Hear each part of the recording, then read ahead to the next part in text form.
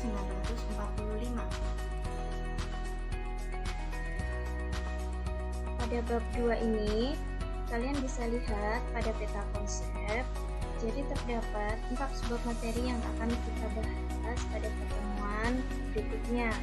Nah, untuk pada pertemuan kali ini kita akan membahas subbab materi yang pertama, yaitu tentang kedudukan dan makna Undang-Undang Dasar Negara Republik Indonesia tahun 1945.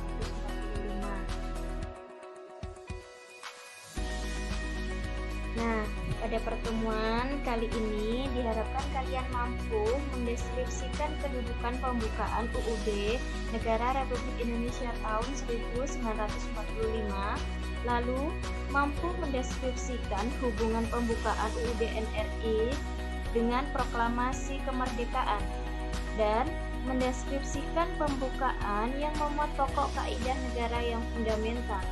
Dan untuk mendeskripsikan makna alinea pembukaan, kita akan bahas pada pertemuan berikutnya. Nah, pada slide ini kalian bisa lihat isi dari pembukaan UUD NRI tahun 1945.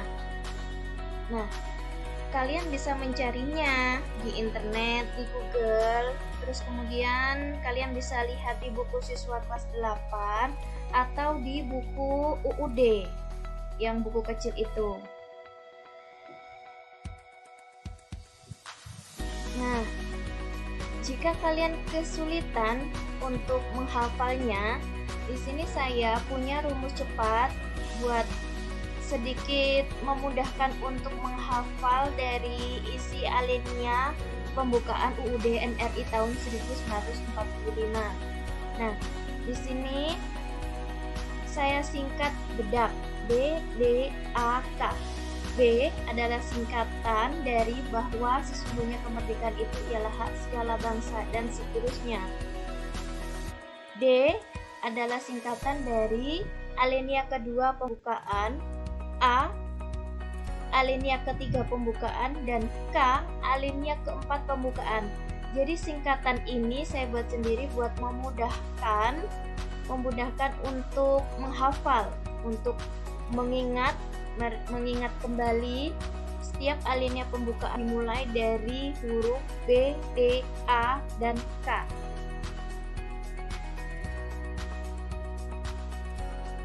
Nah, sebelum kita masuk pada inti materi yaitu kedudukan pembukaan, terlebih dahulu kalian harus mengetahui pengertian apa itu konstitusi. Nah, konstitusi itu sendiri adalah hukum yang dijadikan pegangan dalam penyelenggaraan suatu negara. Apa kalian masih ingat? Hukum itu terbagi menjadi dua, ya.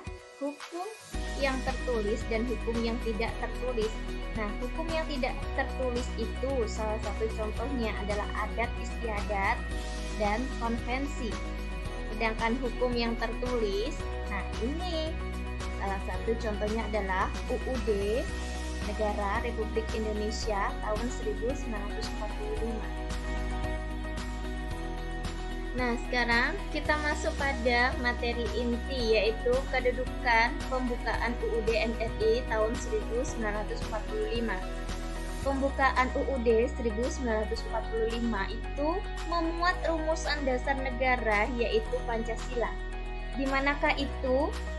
Rumusan dasar negara Pancasila itu termuat dalam alinea keempat pembukaan UUD 1945. Nah, kedudukan pembukaan UUD 1945 itu merupakan status fundamental norm atau artinya pokok kaidah negara fundamental. Kenapa disebut sebagai pokok kaidah negara yang fundamental? Nah, karena berisikan yang pertama yaitu asas politik dalam dan luar negeri, lalu tujuan NKRI, dan dasar ideologi dan falsafah negara. Pembukaan UUD 1945 memiliki kedudukan sebagai tertib hukum yang tertinggi. Lalu, satu-satunya unsur dalam sistematika UUD NRI tahun 1945 yang tidak dapat dirubah. Jadi, pembukaan UUD 1945 itu tidak bisa dirubah. Alasannya kenapa? Nah, itu nanti yang akan menjadi tugas kalian.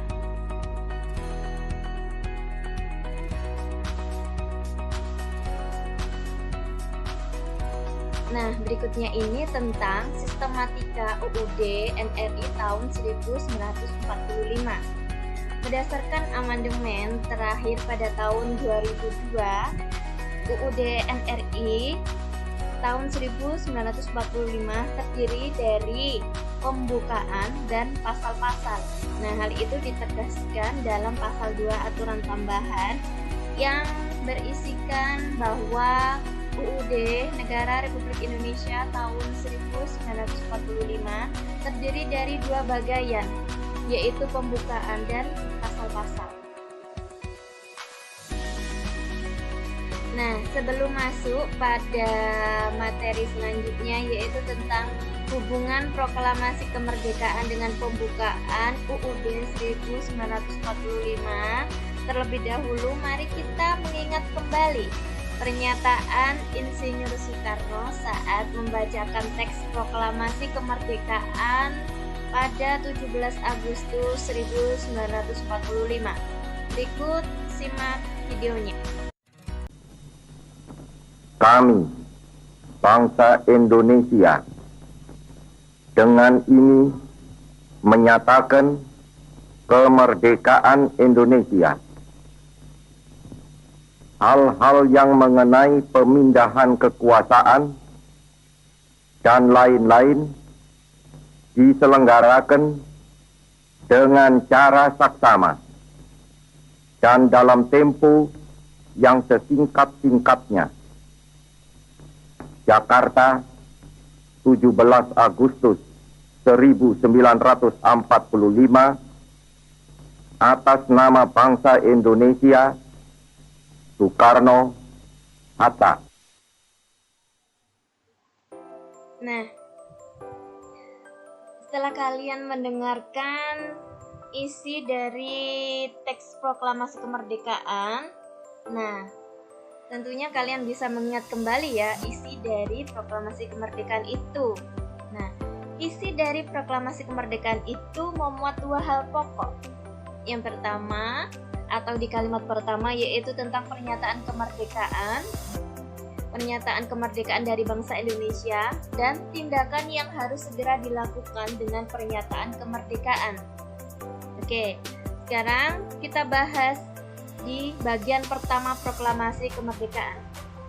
Di bagian pertama proklamasi kemerdekaan mengandung kalimat kami bangsa Indonesia dengan ini menyatakan kemerdekaan Indonesia.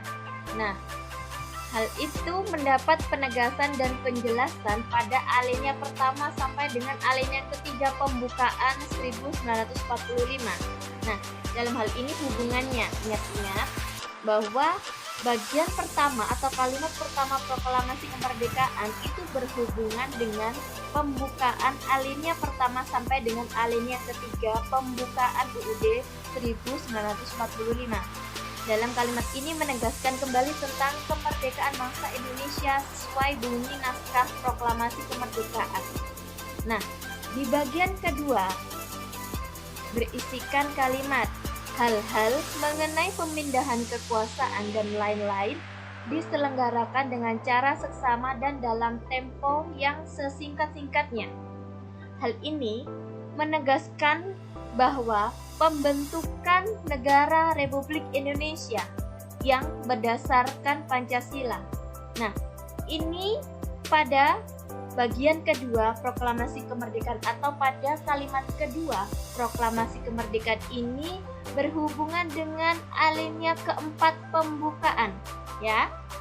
Ingat-ingat. Hal ini menegaskan pembentukan negara Republik Indonesia yang mana berhubungan pada alinea keempat pembukaan.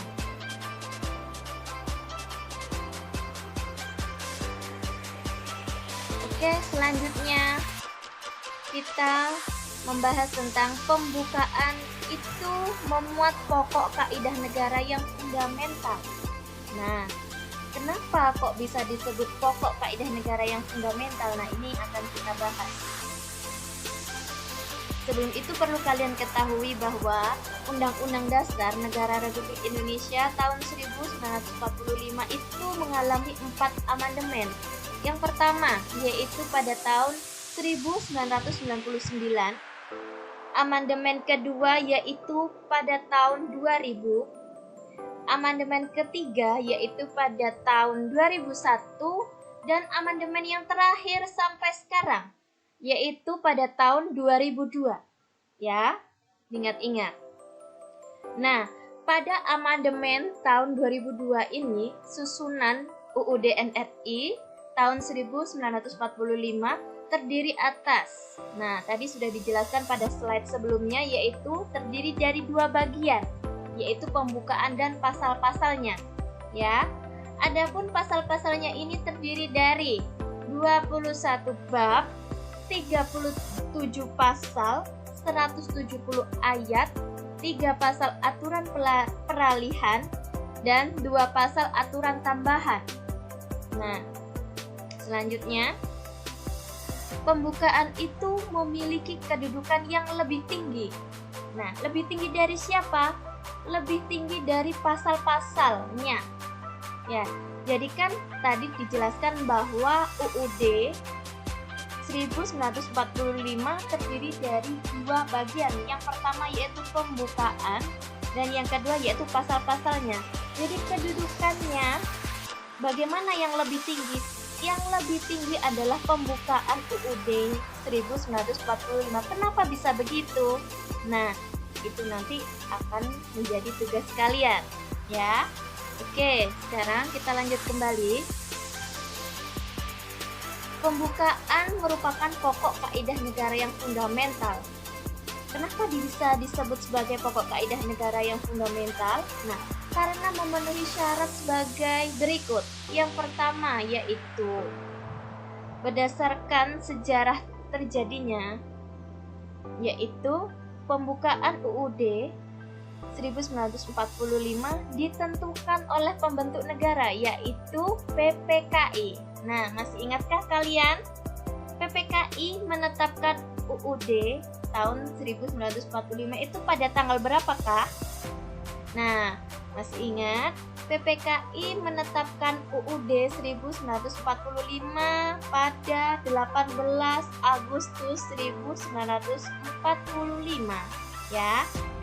Selanjutnya, pembukaan UUD NRI 1945 bisa disebut sebagai pokok kaidah negara yang fundamental karena dilihat berdasarkan isinya. Pembukaan UUD NRI tahun 1945 memuat dasar negara, ya. Berarti itu isinya, memuat dasar negara, asas politik negara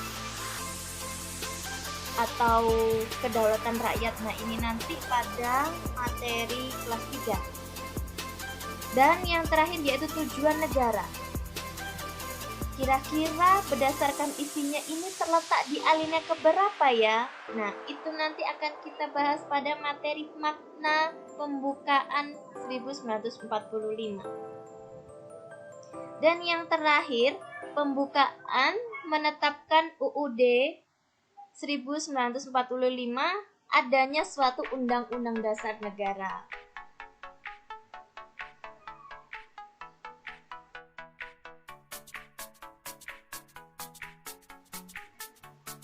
Nah, berikut ini penjelasan lebih rinci mengenai pembukaan yang memuat pokok kaidah negara yang fundamental.